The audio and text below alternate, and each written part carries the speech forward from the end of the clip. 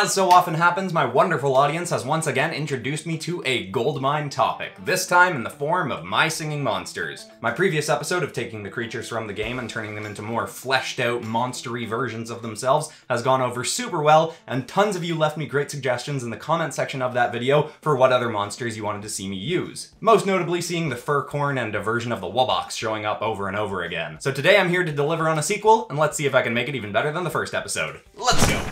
Hit like if you want, subscribe if you feel like, but either way, enjoy the show.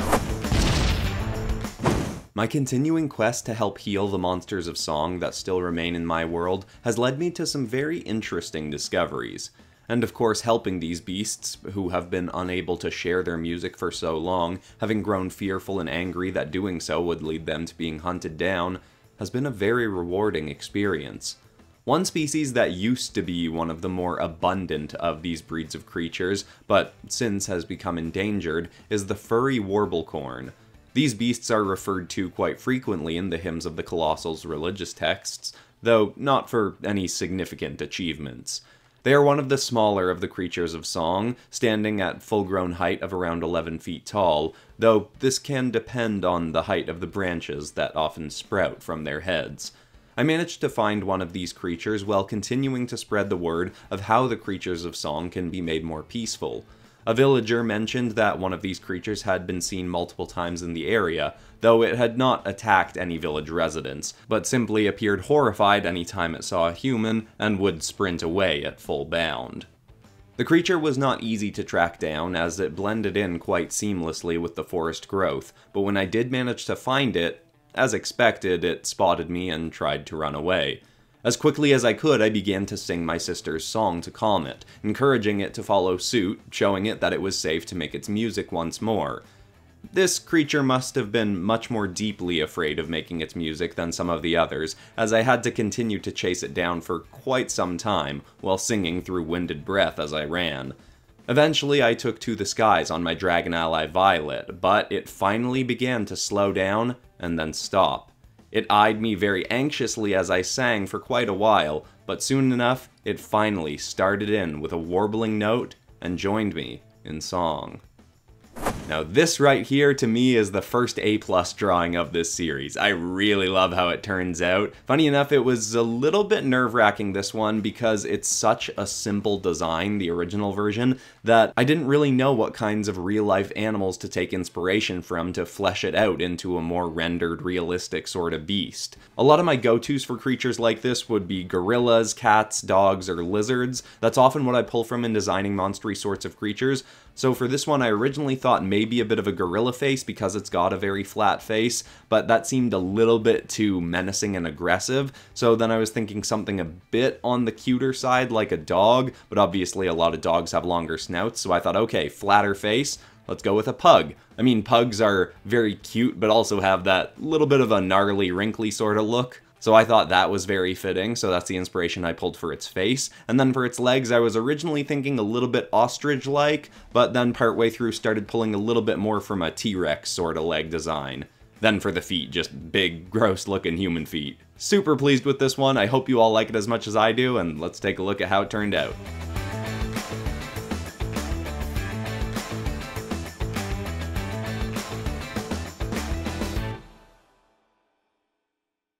After bringing peace to the furry warblecorn, I headed into the mountains next, where I met a small party of people who have actually been doing the same work as myself.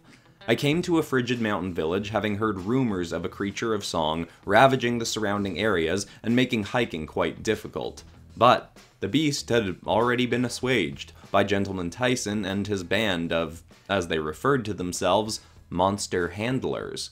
As they described themselves, they struck me as beast chroniclers, such as myself, but who specifically study the creatures of song, are disciples of the hymns of the Colossals, and have been traveling the world attempting to calm and reintroduce the beasts to their musical nature. They were being celebrated by the mountain village for having succeeded in calming the roaming beast, known as the Frost Mammaton.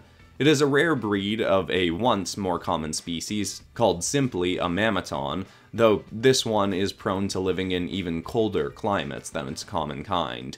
This group carried instruments along with them to aid in their song, and had trudged through miles of snow with their tools to find and sing to the beast that nearly killed them before they got a chance. But once their music was in full swing, the creature did indeed calm. They hope that it will now revert to its past playful nature. They claim it was once a species that would play games with hikers who came through its region, hiding from them and throwing its voice to make it seem like it was rapidly moving to different parts of the mountain around them.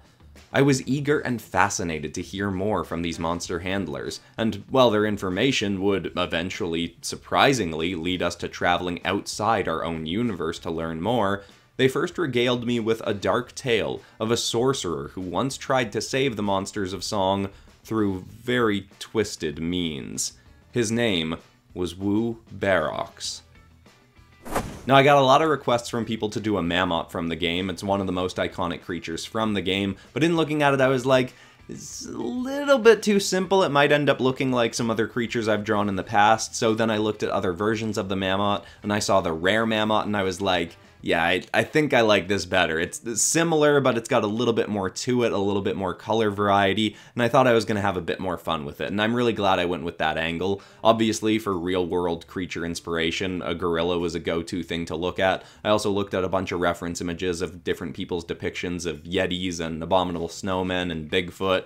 And my favorite thing about this piece in the end, well, the design still does end up fairly simple, is something I've gotten better at over the last year, maybe 2 years, is just adding subtle little bits of movement to a piece. So one part of this where it's more noticeable is the heel of the creature coming up as it's walking. There's snow kind of falling off it, emphasizing that it's just raised its heel. And then with its mouth, it's doing its roar, so wind would kind of be shooting out from its mouth. So I have its uvula kind of swinging forward a little bit. And then also, as I've done many times before with creature designs, having a bit of saliva just kind of flying out as the creature's roaring. I'd say this is a pretty cool rendition of this creature, and I hope you all agree.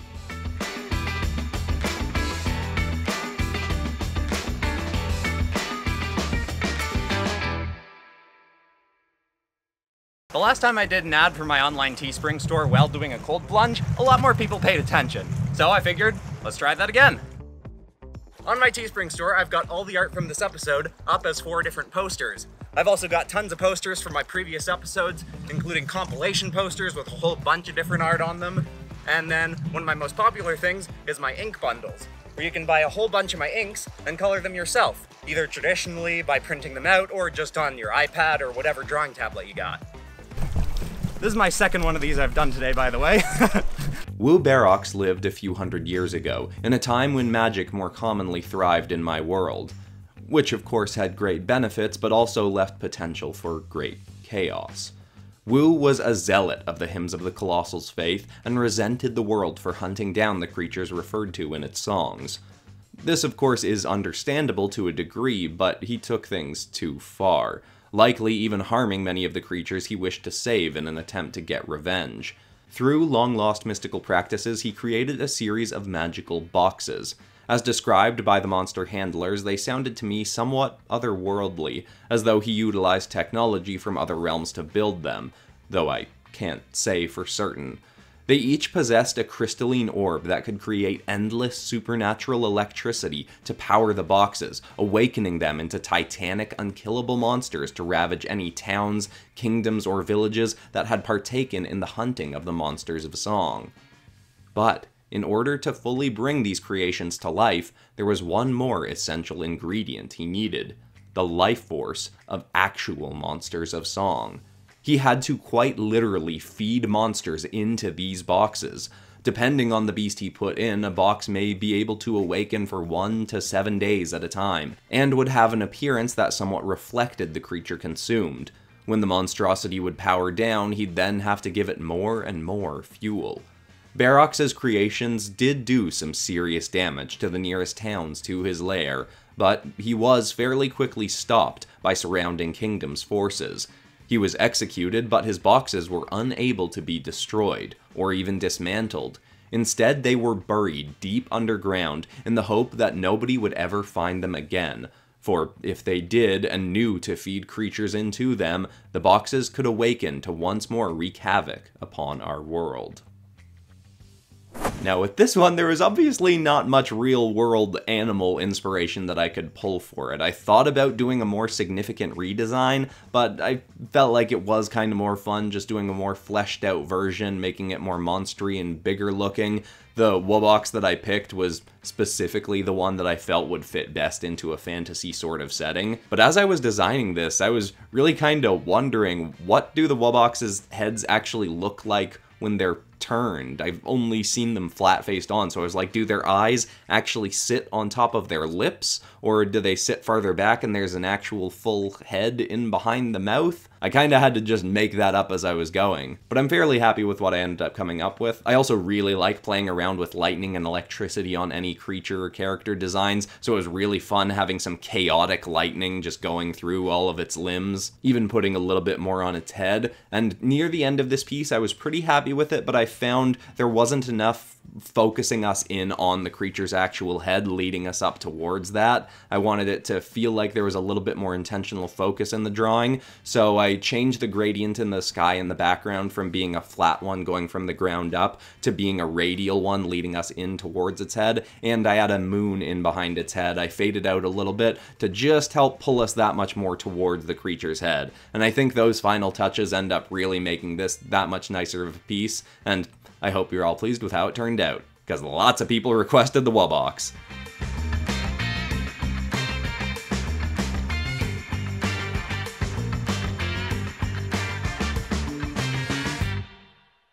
While I of course heeded the threat of Wu's creations awakening, they didn't strike me as an urgent matter. The handlers weren't even certain where the boxes were buried, and other things they informed me of had much more present possibility. They told me that they strongly believed a mystical land referred to in the hymns truly existed, and that a magic user of mighty enough skill could transport themselves there, where hundreds, possibly even thousands of monsters of song still lived in peace, far from the prying eyes and weapons of humanity. I could have written this claim off fairly easily, but the more they spoke, the more sense it began to make. What they described to me simply sounded like a pocket dimension. Having explored the multiverse a fair amount now, I am well aware that some universes have these, smaller dimensions that can only be accessed through those universes. Given I already had the ability to transport myself between dimensions as the overseer of my world, I informed them that magic wouldn't even be a necessity, and with their information and some searching myself, I was eventually able to open a gateway to the sanctimous lands they sought. As I arrived, I noticed that it didn't appear like a land humans were meant to see. Looking into the distance, I couldn't even fully comprehend what was around us, but we did indeed appear on a fluffy stretch of land on which were many creatures of song, creating their music in peace. Most did not even stop upon our arrival. Some smiled or nodded, some even waved, but most continued on with their music. One of the creatures that fascinated me most was what I referred to as the Déjà-Jin fairy. It looked frightening, though acted friendly, but when I stepped too close to it, my vision skewed, and I'd come to seconds later finding I'd walked away from the creature. I spent the better part of a day there, logging as many creatures as I could, as did the handlers. They even requested that I leave them here for a week, though with no certainty on what they could eat, or even if time moved the same in this place, I told them that that would be irresponsible of me, but that I would be willing to bring them back, as I too had more questions about these creatures that could likely only be answered here. It was even worth asking, should we bring other monsters of song to this place to live in greater peace?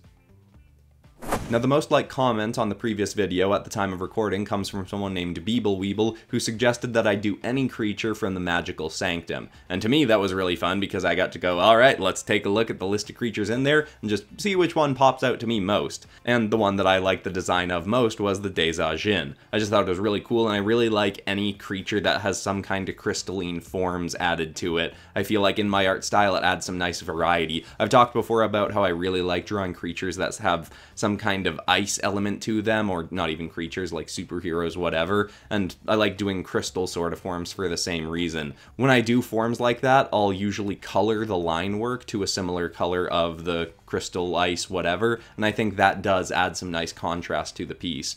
In terms of real-world creature design, I was pulling a little bit of inspiration from baboon faces. That's probably not super noticeable because I didn't end up going with a furry sort of texture for this creature, which I think might have worked, but I wanted more variety, and I already had 2 creatures in this episode with furry sorts of looks, and I knew those ones were supposed to have fluffy, furry kinds of textures. So this one I ended up going with a bit more of a scaly dragon sort of skin, and I think that does end up looking pretty cool.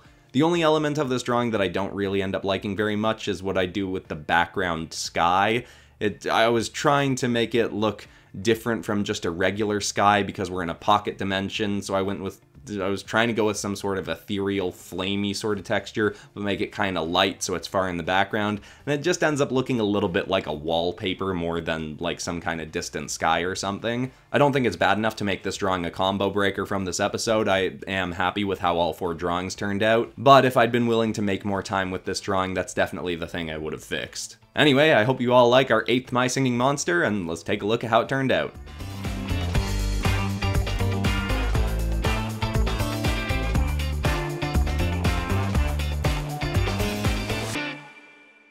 This is definitely in the same ballpark quality-wise as the first episode, but I think I took this one up a little bit of a notch above the last one, and I'm quite pleased about that. And I'd love more suggestions for what other monsters you'd like to see me use from the game. I'm definitely open to doing a 3rd round of this, or I could branch out and do something else, like turn them into Marvel superheroes, or even turn them into suits of fantasy armor set in this same universe. But give me whatever ideas you got in the comments. Also, the next episode coming out on this channel on Friday is going to be a compilation of my previous Phobias as Demons episodes, but with one brand new story and artwork at the very start of the episode. And I made sure to make it a good one, but I'm putting that out so I can take a few days off over the holidays. I hope you all enjoy that, and besides that, that's all for today, except of course we're ending this video on some kind of positive or inspiring note, and I actually want to end on the very first positive or uplifting note that I ever used on the channel when I started doing this at the ends of my videos a little over a year ago, which is that what you marinate your mind in is the kind of person you will become. So if you spend all your time listening to, reading, watching things that make you scared and angry, that's how you're going to respond to life more naturally, whether your external circumstances seem good or bad. Whereas if you spend your time listening to stories of people who are inspiring and uplifting and have gone through great adversities to become the best versions of themselves, then you're naturally going to become a more motivated, inspired, and optimistic person. I believe that more so now than when I said it a little over a year ago, and I've recently been listening to Ed Milet's podcast while I've been working, who interviews so many inspiring people, and that lately has been what's been helping me be more optimistic and inspired. I'll link it in the cards, it's pretty great. I hope that's inspiring to someone out there. Thank you so much for watching, everybody. I love you all, and I hope you're having a pleasant holiday. Goodbye.